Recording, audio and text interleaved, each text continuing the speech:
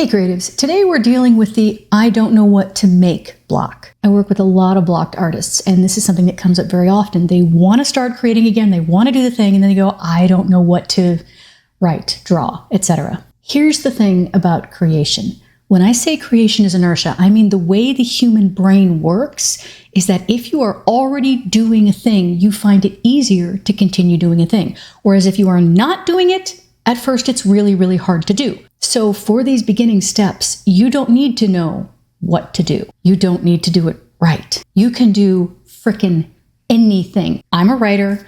I talk to writers. They say, I don't know what to write. I say, yes, you do.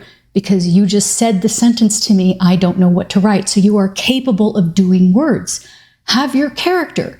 Tom is on the page. You write it and Tom says, I have no idea what to say. You just did something. I know it doesn't seem like much. It seems ridiculous. You can't use it in your novel. You can't use it in your main piece, but this actually counts.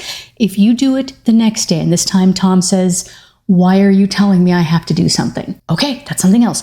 The third day, you do it again, and Tom says, leave me alone. You are developing Tom's character. You are developing emotion in Tom. You are actually making progress, even if it doesn't feel like it yet. The goal for you is to make something every single day. It can be tiny. It can be completely wrong. But if you continue to do it, your brain will get in gear. Your imagination will start up again, and you will find that you are able to figure out what to write, what to draw. But you've got to start moving. You can do this, creative. If you can't think of what to make, just make anything, even if it's ridiculous. Sit down with me now, no matter how blocked you feel, and let's make something new.